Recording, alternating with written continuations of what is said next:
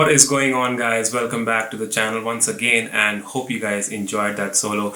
If you don't know what solo I played, this is one of my favorite tracks from Ragdoll. This is called Shine, and I've been meaning to play this solo from a very long time. Let this be a small thank you to Leon for all the great stuff and all the great contributions that you've done for the community and are continuing to do so.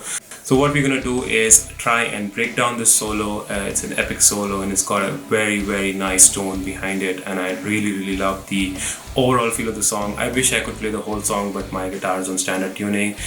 But then I took up the challenge and I thought, why not play this on the standard tuning? It should be possible. And for the folks that are playing this, just a note there, if you have a drop C guitar, you might need to transpose the notes a bit. Go and watch the video of the playthrough from Leon. You will get a sense of where he's playing at on the frets, and you will get an idea where to start the solo on. So without further ado, let's jump into the solo, and I'm going to zoom in on the camera and then we're going to talk some details about how I broke down this solo. Hopefully I got all the notes right, Leon, and hope you guys enjoy. Cheers. Alright, so we're going to break down this solo section by section. I'm using my camera audio, so disregard the bad audio quality in this. I'll try to explain some prominent frets along the way, but most of it should be clear since I'm so up close to the camera. So the first section is going to start on the G string on the 9th fret. We're going to do a solid vibrato and then play this riff over here. It's pretty easy to understand. I'm playing it slow.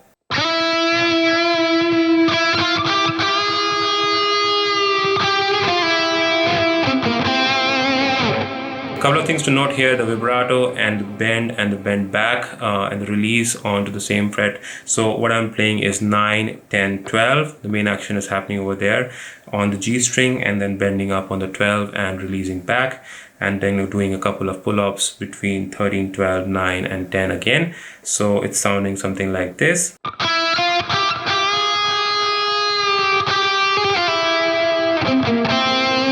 The last three notes are played on the D string 10, 8 and 10.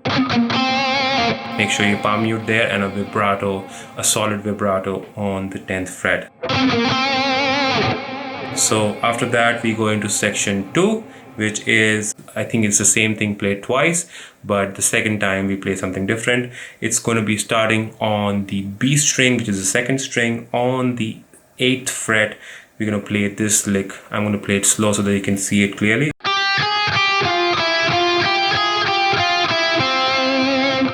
This one is starting 7, 8 on the B string and then going back to 7. And then 10, 9, 10 on the G string. So that's one part. You play that part twice, but on the second time, instead of 10th on the G string, you end on the 10th on the D string. So it's something like, and oh, you need to start this with a small rake. So after you play that first section,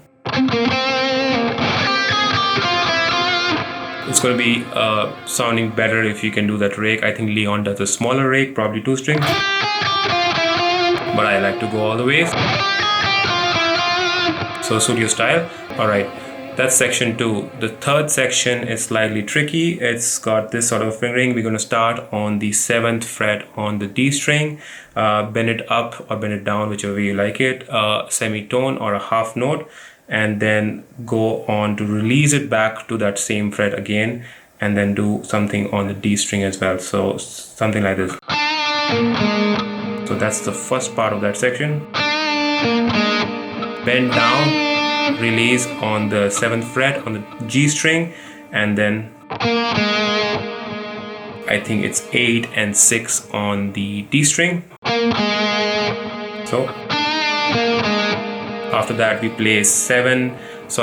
play on the G string 5, 7 and 8. You can choose to bend that as well or play the full note. So the full section.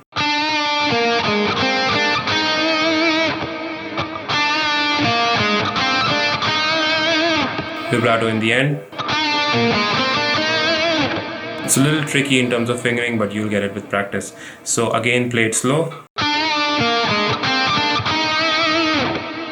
And the next part is a couple of nice bends, which is probably my favorite section from the solo, which is going to start on the 10th fret on the G string.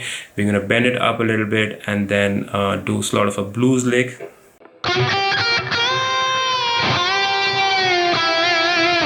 So what we're playing here is bend up slightly on the 10th fret on the G string.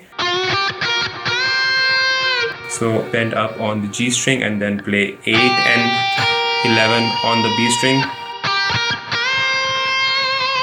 Full bend. I think Leon goes even further, but I'm playing a standard tuned guitar, so it's a little difficult for me.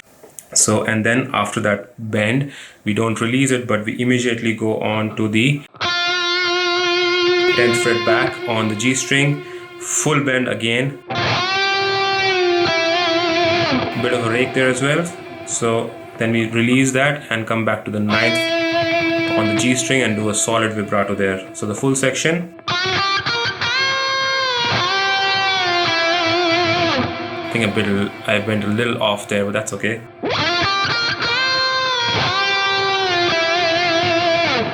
That's the 4th section, and the last section I believe is again an amazing quick little vibrato and a bend and a quick little hammer-ons and pull-offs, ending up with a majestic sort of a bend on the last note, which is on the F note, which I'm going to play on the E string. So the last section goes something like this.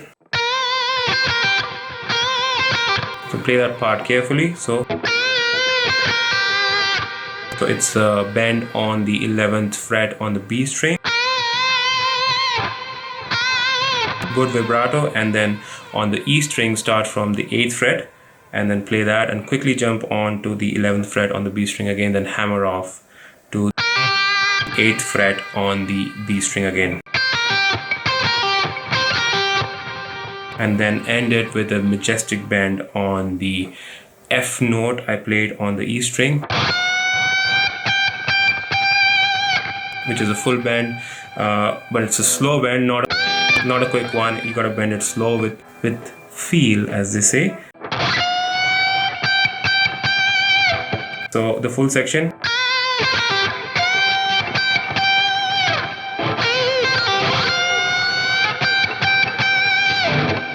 So the full solo played slow sounds something like this.